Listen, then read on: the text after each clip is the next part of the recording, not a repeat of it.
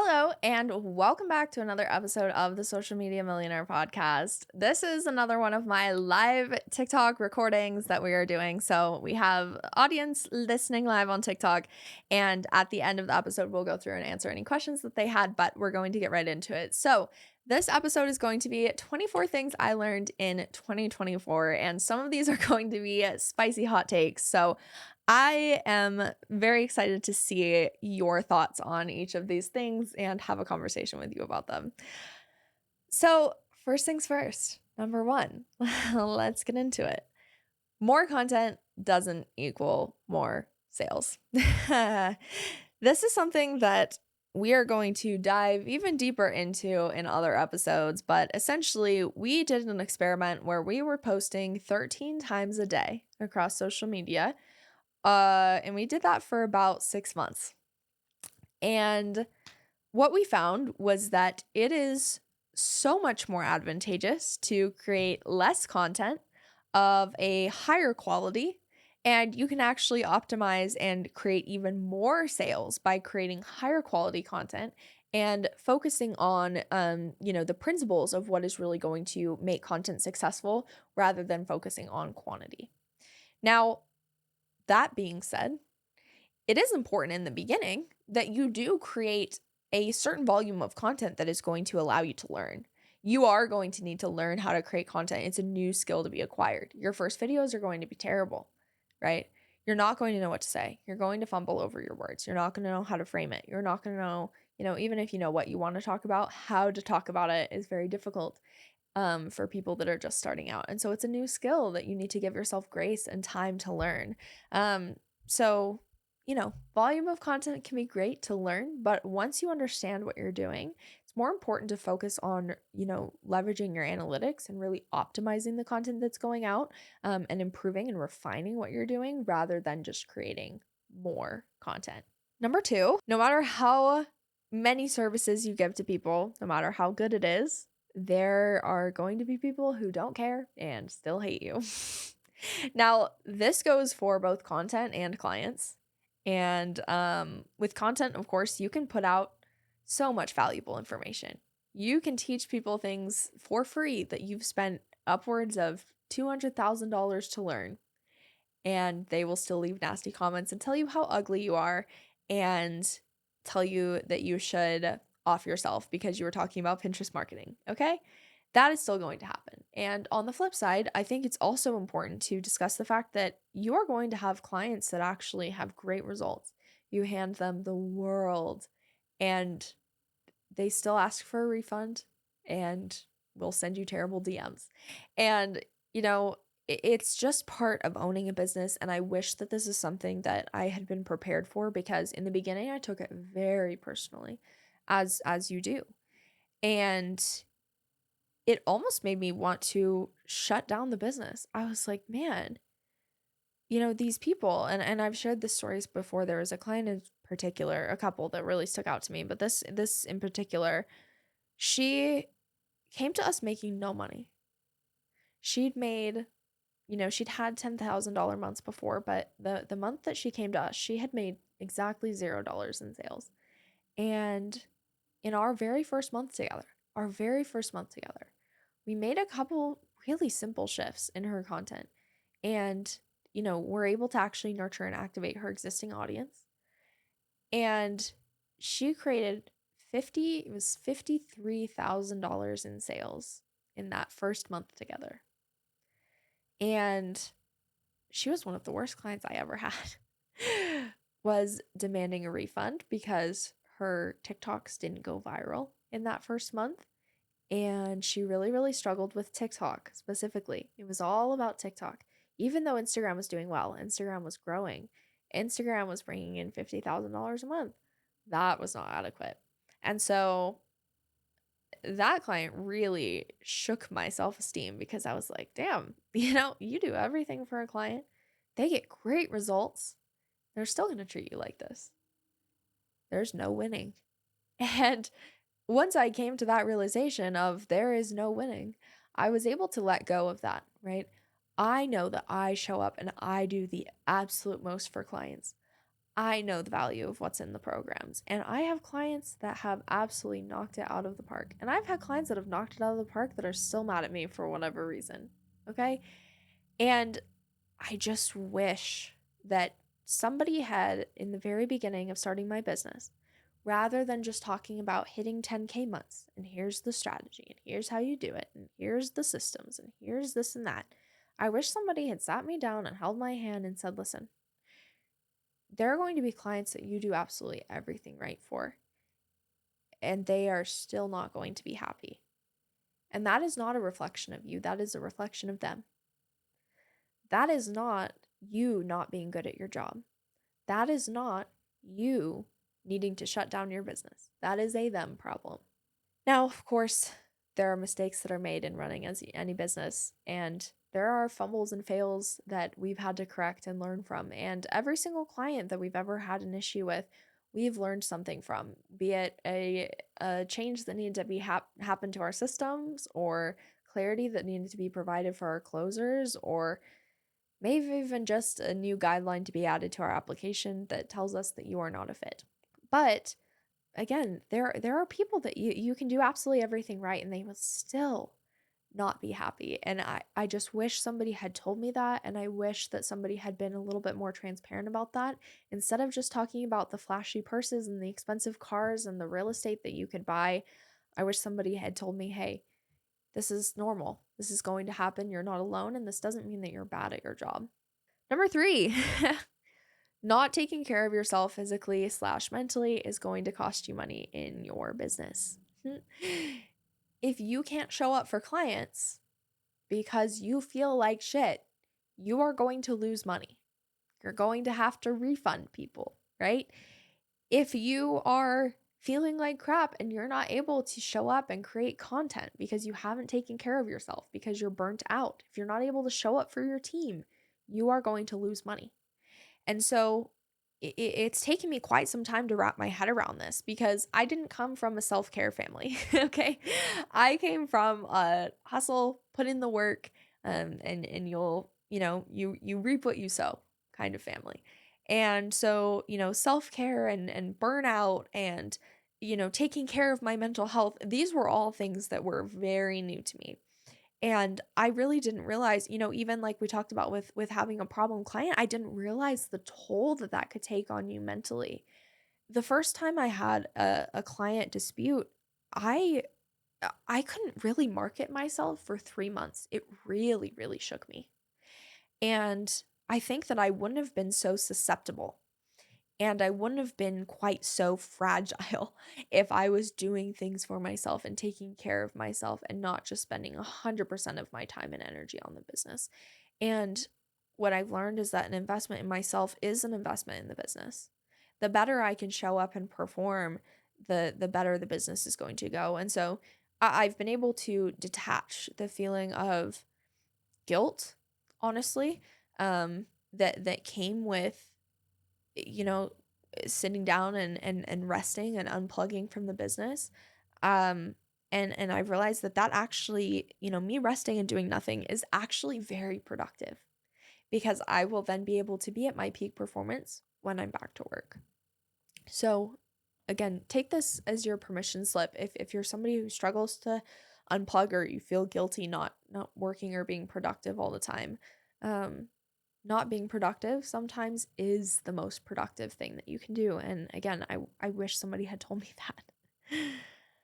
Number 4, you are going to need to pivot quickly in business if you want to see growth.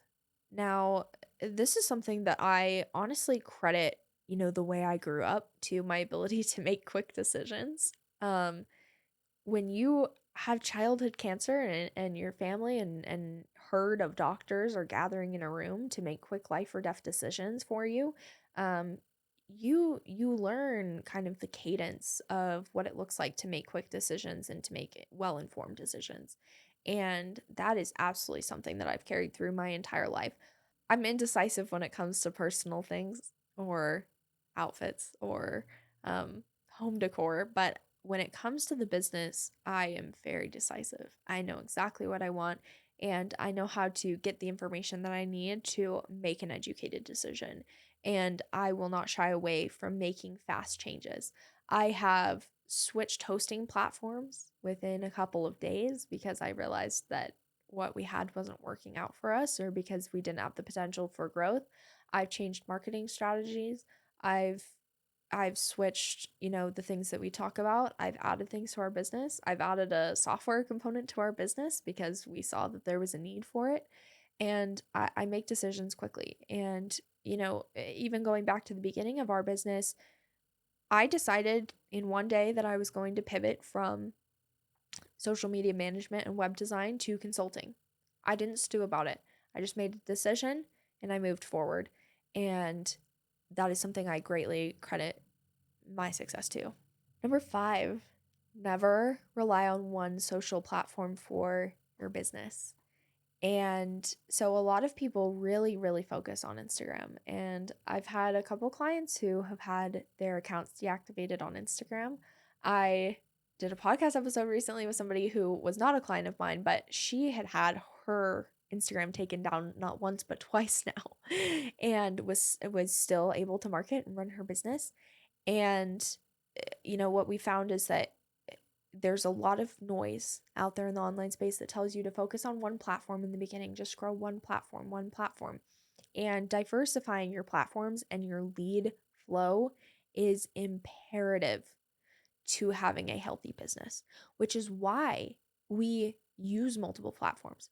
Beyond that, not just using one platform, it also allows you to leverage the different platforms the way they're made to be used.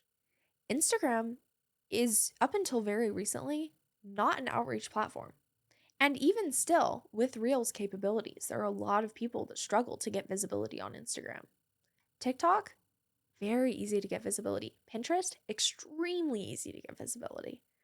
And so when you are leveraging different platforms for different intentions, that is going to put you so far ahead of the people who are just focusing on Instagram or only focusing on TikTok.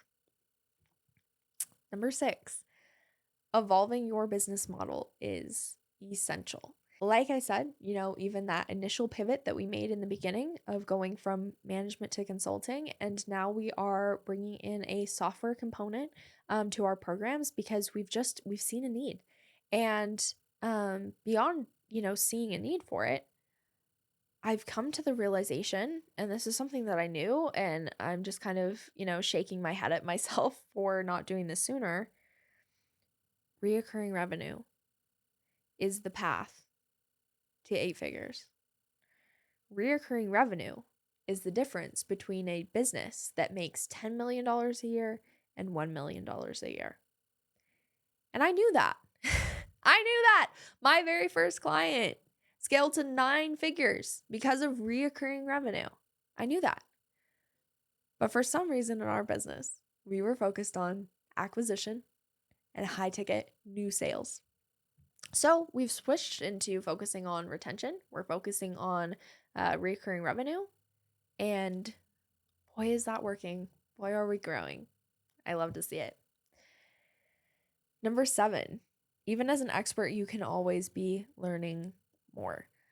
When I find that my content is stagnating and I'm not really seeing the growth that I want, it's an indicator to me that I'm not consuming enough new information.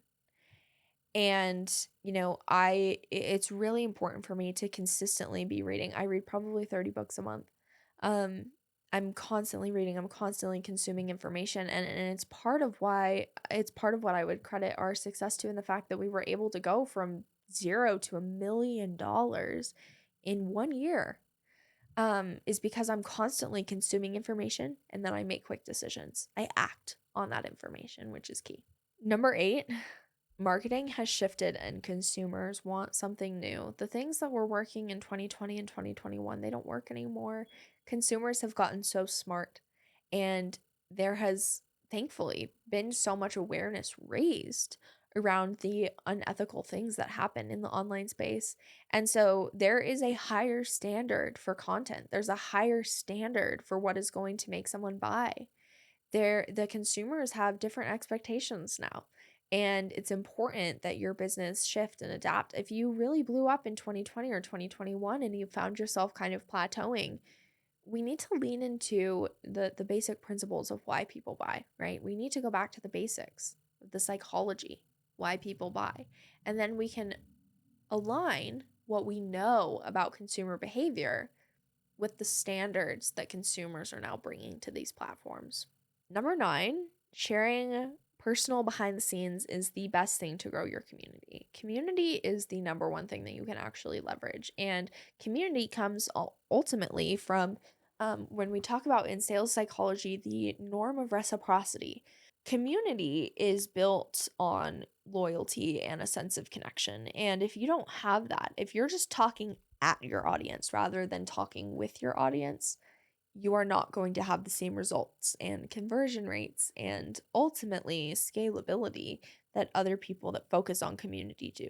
Number 10, you should be auditing every aspect of your business monthly to see what's working and what can be optimized. Sometimes we find ourselves focusing on one thing so much that other things kind of go by the wayside that are very important. I got myself in a place where I was focusing so much on social media and new lead flow that it took me a minute to realize that, hey, the closers are not closing. Which, should have been obvious. But I was like, oh, more leads, more visibility, more viral videos. Let's go. And that wasn't really the thing that needed to be focused on at that time. And so doing these quarterly audits and really looking at your data, looking at your numbers, knowing your numbers, is incredibly, incredibly important. Number 11, simplicity is key when teaching your clients. We've really simplified the way that we go about teaching, and this can go hand in hand with learner psychology. I've been learning a lot about this. Of course, we know that people have kind of different learning styles and ways that they prefer to learn, but beyond that, there are different motivations to what allows people to actually retain information, and there's different phases that your brain goes through in retaining information. And so what we found is we've really tapped into those principles to simplify what we teach and how we teach things in our programs, because it's better for people to have a smaller amount of information and perfect it than to be dumped on with a ton of information and never have it perfected. Number 12, ChatGPT is going to make your life 100 times easier, but you shouldn't be basing everything you know off of it. If you are relying on AI to create content, you probably shouldn't be creating content. And I also posted a video recently that is getting a lot of hate, slay. And basically what I was doing was calling out a creator who was teaching people to make courses with AI and then sell those courses. How freaking unethical is that? How little integrity do you have to tell people to create courses with AI, things that they know nothing about, and then sell those courses to people that could have gotten that same information from AI for free? I can't stand it. AI is like a personal assistant. It shouldn't step in as CEO. Next thing we have, number 13, you don't have to get along or be friends with the people in your industry if you don't vibe with them. It's okay to have blinders on. It's okay to do your own thing. It's okay not to network like crazy. It's okay that other people maybe don't agree with what you have to say in your industry. It's okay. It's okay to make waves. It's okay to forge your own path. And it's perfectly fine if other people in your industry come for you or disagree with you, because you know what? That means they're threatened. 14, not everything is what it seems like on social media. Okay. Some people claim to make $100K a month when they're really only making $10,000 a month. Okay. The amount of people that I've hired or worked with, that it just really, what is happening behind the scenes is not what they're putting out on social media, is just mind boggling to me. And so if you want to make it clear that you are not one of those people, let me tell you what I do. We really heavily emphasize transparency content, and we do this primarily on our Instagram story, but of course we bring it to other areas on the platform. But this is where we're showing the behind the scenes of what it looks like to be on a call with us. What's inside of our programs. What are we actually doing? We are showing the screenshots of the applications that are coming through. We're giving screenshots of our pipeline. We're showing income, right? We're not just squawking about making 100K a month. We're showing you the fact that, hey, guess what? We actually have $1.3 million in open revenue in our pipeline. Here's what it looks like. Okay. And pulling back the curtain is not a Stripe screenshot. That's not pulling back the curtain. What pulling back the curtain is really like bringing people inside of your business, letting them see the movement that's happening, letting them see what's going on behind the scenes, right? And that goes much beyond a Stripe screenshot. Okay. Number 15, you will never know what truly works for your business until you try it out. So stop relying on everyone else to tell you what to do. You're going to have to try things on your own. What works for me might not work for you, and that's okay. Okay. And so, what we teach and what we really, really go out of our way to hit home to in our offers is, we're teaching you the psychology of why things work. We're teaching you the principles of what makes successful content. You can leverage those principles in any way that you would like to.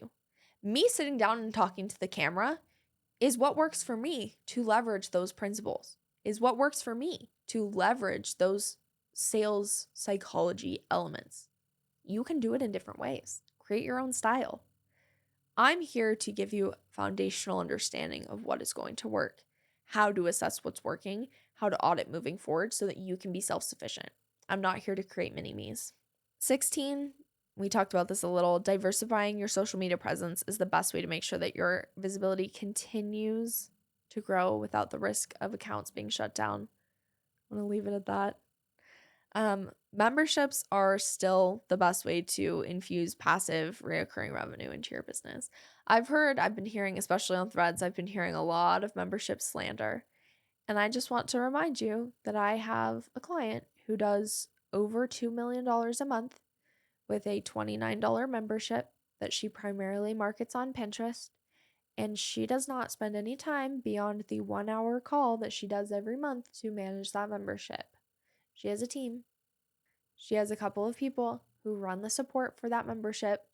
She took what she was already doing in her higher ticket offers and packaged it into a membership. Very easy scalability. Number 18, creating multiple income streams is going to actually make you enjoy your business more. Okay, so, when you're having a slow month, you're not so desperate for the next sale. Even if you don't have leads coming in, which you should have leads coming in no matter what. But if you don't have leads coming in, if you have reoccurring revenue happening, if you have payment plans, and notice how I separated the difference between recurring revenue and payment plans, then, you're not desperate for that next sale. You can double down on what works, look at the data, and, also be grateful for a breath of air. Take a breath. It's okay. 19, data-driven decisions are the only decisions you should be making in your business. We have an entire episode talking about this that I really, really, really would recommend you watching. But Sorna and I talk about how, Metricool and looking at your in-app analytics is not cutting it. Okay, that is not data analysis. And it's really important for you to understand your numbers because that is what should be informing the decisions that you make. Your feelings should not be informing the decisions that you make. 20, outsourcing in your business is actually the only way you're going to grow. Outsourcing and hiring a team is not an expense, it's an investment. And if you're viewing your team as an expense, you are not going to make very much money. You're not going to stay in business for very long because the reality of the situation is that once you cross the multiple 7-figure mark, you're doing $2-3 million a year. $2 million a year is really where businesses go to die. And if you're doing $2 million a year, you're probably stretched to your max capacity with the team that you have. So what do you need to do?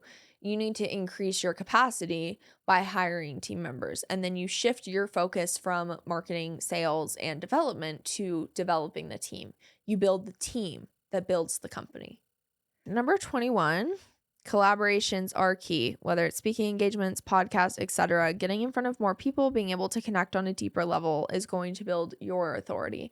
So I was recently invited to join the Forbes Business Council. This is something that I'm really excited about. I love writing, and so that's something that's going to be really exciting. We've had a couple press features recently, and I've been going on podcasts for years now. I've been doing speaking for years now. And it's really great because, yes, it builds your credibility and people get to see you outside of just you showing up on TikTok, right? So obviously important. 22, social proof still drives conversions. Okay, it's the best way to ensure you sign clients. You need to be sharing social proof. You can share income wins and you can share them ethically. Don't let the people on Threads scare you off of posting income wins. You can post them, just post them tastefully. We have an entire episode about how to tastefully market with income claims and our framework that we follow to make sure that we're sharing it ethically and we're backing it with integrity, and we are really, really just infusing a lesson, an aspiration, and insight into sharing those monetary wins. 23, ethical marketing is at an all-time low. The bare minimum is just really not even being met. The bar for ethics in the online space is so low. The bar is in hell, okay? There is so much garbage, and I don't even need to go into it. You know exactly what I'm talking about. There's so much stuff. Okay. It's important isn't even a big enough word. It's crucial that you not only show up and act with integrity, but that your ethics and your morals are pedestaled within your marketing. It's very easy to stand apart from your competitors by showing up with integrity. And that's what I'll say on that. And number 24, making the user experience as simple as possible for your customer is the best way to ensure you have happy clients. Everything that you build makes sense to you because you built it. It's not necessarily going to make sense to your clients. And so making sure that, honestly, that your welcome emails are written at a 3rd to 5th grade reading level, that the way that you are bringing people through the onboarding process is absolutely foolproof. And it's just important that you understand that not everyone thinks the same way that you do. What's common sense to you is not common sense to other people. And so creating a very streamlined experience from a psychology driven perspective is what is going to create a really great experience. And I know it's supposed to be 24 things, but we have a 25.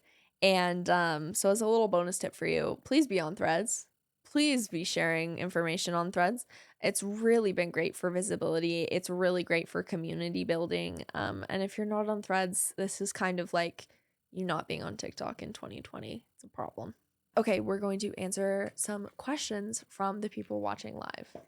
How do you know when it's time to pivot? That is a really good question. So there's a couple things that I look at. Number one is data. Okay, that's first and foremost. That's going to tell us if we need to pivot. If something isn't working, it's time to pivot. Okay, so we need to have a proven period of time to see that something isn't working. This isn't a week of posting content and then deciding it doesn't work. A good 90-day cycle is really important to determine that something isn't working and looking at the data from that 90 days. Whether it's your marketing, your sales process, your landing page that you have, anything in your business, if you're going to pivot, it's going to be because the data told you to. And it's important that once you know that that pivot needs to happen, that you take action immediately. What do you see as the biggest mistakes coaches are making right now? Besides the blatantly unethical marketing, the other thing is that they're making a lot of educational content. I see this time and time again where the coaches are overly educating and they're not actually activating. So creating that content that speaks to the 4 buyer types, creating the content that really, showcases how you fill the gap in their understanding that's keeping them stuck is really what is going to entice people to move. And also handling and overcoming objections through your content is also going to be a major key. If I want to be an artist, how would I activate the different buyer types? Do I have to teach? So when it comes to buyer psychology, when you have a deep understanding of this, it can be applied to any business. Now, typically, do we work with a lot of artists? No, right? But, with let's say we're an artist marketing to an analytical buyer, right? Well, we know that analytical buyers really they care a lot more about the price than other people. They want to know that what they're getting is worth that amount of money, right? So, showcasing that would be a common sense way to sell to an analytical buyer. Same thing with an expressive buyer, right? They care more about the experience, the relationship. So they're them understanding your why behind what you've created or how you've gotten to the place that you are now is going to be very activating to them. So you can still cater kind of what you're doing and whatever topic it is to speaking to the four and helping them to understand. Do you have a course? We don't sell a course, but if you go to any of the links in my bio, what you'll see is our program where we are very hands-on with you. You get access to an entire panel of coaching, as well as our software. So it's a very unique offer from what you will typically see in the online space, but I'm very proud of it and I would recommend checking it out. That is it for this episode of the Social Media Millionaire podcast. I appreciate you being here. As always, be sure to subscribe, leave a review, preferably a positive one. Keep those negative reviews to yourself. I get enough of them in my DMs. And if you would like to chat through anything we discussed in this episode, be sure to reach out, DM me on Instagram. My handle is kenda.laney, and I am always just so excited to chat with you in my DMs. You can almost guarantee that you'll be getting a voice note or 12 back from me if you send me a question. So I would love to chat with you more there. And of course, there are links in the show notes to our offers and our free resources as well. Thanks for being here, and I will see you in the next episode.